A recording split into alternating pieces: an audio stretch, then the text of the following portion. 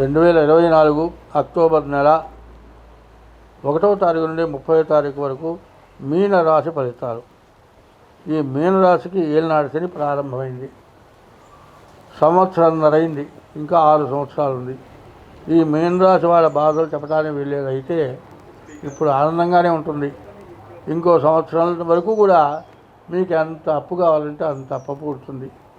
బాగా తెచ్చుకుంటారు, బాగా తింటారు. అప్పు చేసి పప్పు కూడా అన్నారు. అవసరానికి ఎవడు పడితే వాడు ఇస్తాడు. అబ్బో, రాజదర్బారుగా తింటారు ఈ సంవత్సరం మాత్రం. ఆ తర్వాత బాకీల వాళ్ళు పీక్కు తింటే అప్పుడు బాధ తెలుస్తుంది. కాబట్టి ఈ రాశి వాళ్ళు, మీనరాశి వాళ్ళు చాలా జాగ్రత్త పడాలి. ఈ మీనరాశి వాళ్ళకి బుధుడు, శుక్రుడు తప్పితే ఏ గ్రహం బాగాలేదు.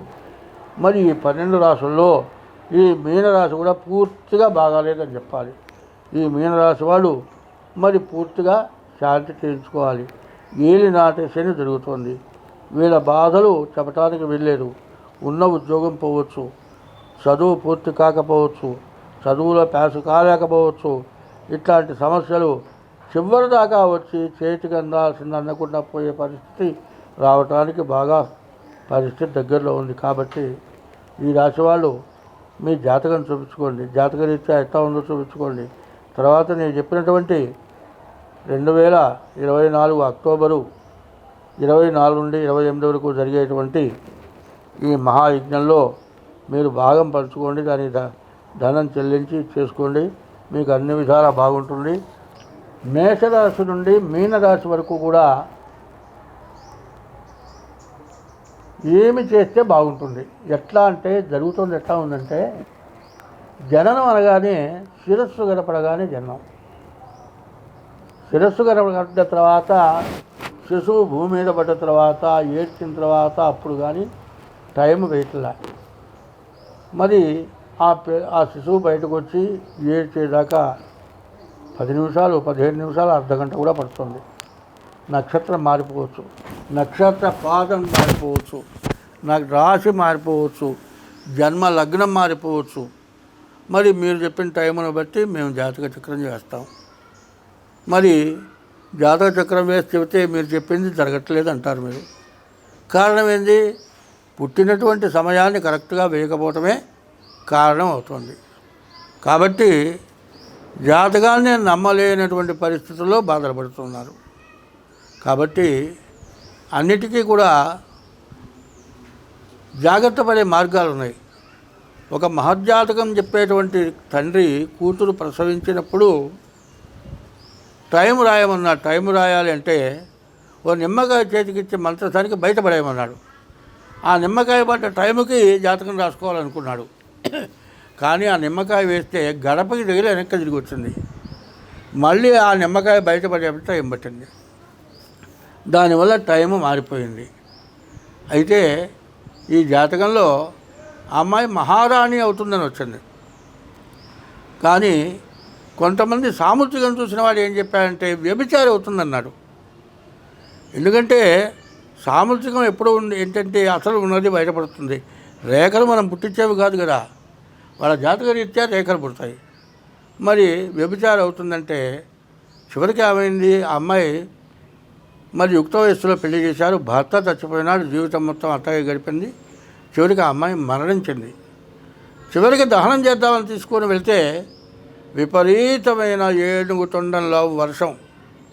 దహనం చేయడానికి కుదరలే. ఆ శ్మశానంలో ఒక షెడ్లో శవాన్ని పెట్టి వీళ్ళు వచ్చేశారు. మరి వీళ్ళు మళ్ళీ తిరిగి వెళ్ళేప్పటికీ ఆ ఎట్టివాడు ఆ చచ్చిపోయిన శవంతో వ్యభిచారం చేస్తున్నాడు. శాస్త్రాన్ని నమ్మినవాడు ఏం చేస్తాడు? వ్యభిచారం చేసిన వాడిని కొట్టడు. అంటే జాతకంలో ఇది ఉన్నది కాబట్టి జరిగిందనుకుంటాడు. ఆయన ఎస్ట్రాలజరే కానీ సాముద్రికం చెప్పేవాడు కాదు. సాముద్రికం చెప్పిన వాడి మాట కూడా నమ్ముతాడు. తన ఎస్ట్రాలజీ ప్రకారం జరిగేది ఎట్లా జరుగుతుందో సాముద్రికం ద్వారా కూడా అట్లాగే జరుగుతుంది. కాబట్టి ఈ రెండిట్లో కూడా తేడా వచ్చినా కూడా దైవ బలం వల్ల చాలా పనులు అవుతాయి.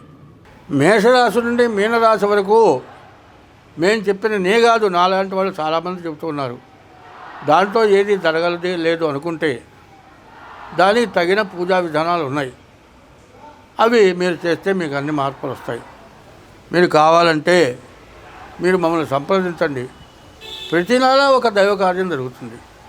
ఆ దైవ కార్యం వల్ల అనేక రకాల బాధలు తొలుగుతాయి. కాబట్టి ఎప్పుడు కూడా ఏం చెప్పారంటే, మన హిందూ మతంలో నల్ల రాయి, ఆ రాయిని విగ్రహం చేస్తున్నాం. ఆ రాయి రోడ్డు మీద పడి ఉంటుంది. విగ్రహం తయారయ్యేంత వరకు దాని మీద కూర్చుంటున్నారు. కానీ ఆ తర్వాత దేవుడి విగ్రహం అవుతుంది. నల్లరాయిలో దేవుడిని చూస్తున్నాం. అంటే కఠినమైన మనస్సు ద్రవమైన హృదయం కలిగి మంచి పనులు చేస్తుంది. ఎందుకంటే వేమన పెద్ద వ్యభిచారి. చివరికి వేమన్న కన్నాను వేరే యోగి లేడు, రామచంద్రుని కన్నా రాజు లేడు, ఆంజనేయుని కన్నా అతి భక్తుడు లేడు, విశ్వదాభిరామ వినురవేమ అని వేమన్న గారు పద్యం చెప్పాడు. వేమన్న గారు పచ్చి వ్యభిచారి. ఆఖరికి వదినుడు గారి కళతో చూసి ఆమె కూడా కావాలని కోరుకున్నాడు. అటువంటి వాడు యోగి అయినాడు. భోగి యోగి అవుతాడట, యోగి మాత్రం తిరిగి భోగి కాడు. భోగి అంటే అనుభవాలు, అనుభవాల్లో మంచి అనుభవాలు, చెడు అనుభవాలు ఉంటాయి. అన్నింటినీ కూడా పరిశీలించాలి. అయితే నేను అంటే అలవాటు ఉన్నవాడిని మాత్రం కాదు, అన్నింటినీ పరికించి చెబుతున్నవాడిని నేను. కాబట్టి మనకు ఉన్నటువంటి కష్టాలు ఎప్పుడూ ఉంటాయి అనుకోవద్దు. ఈ కష్టాలు ఈ జన్మలోనే పోగొట్టుకోవాలి మనం, మళ్ళీ వచ్చే జన్మ దాకా రాకూడదు. కాబట్టి జన్మంటూ ఉంటుంది. కాబట్టి ఆ జన్మకి సమస్య లేకుండా చేసుకోవాలి అంటే మా చేత గ్రహ పూజలే కాదు, జాతకం చెప్పడమే కాదు, సాముద్రికం చెప్పడమే కాదు, ప్రతి నెలలో కూడా ఏదో ఒక దైవ సంబంధించినటువంటి పూజా కార్యక్రమాలు జరుగుతూ ఉంటాయి. ఇటువంటి వాటిల్లో మీకున్న దోషాన్ని బట్టి ఏ పూజ చేస్తే మీకు మేలు జరుగుతుంది అనేది మాత్రం ఖచ్చితంగా మేము చెప్పగలం, చేయించగలం. కాబట్టి ఇట్లాంటి వాటిల్లో పాల్గొనండి. అన్ని విధాలా మీకు భగవంతుడు మేలు చేకూరుస్తాడు.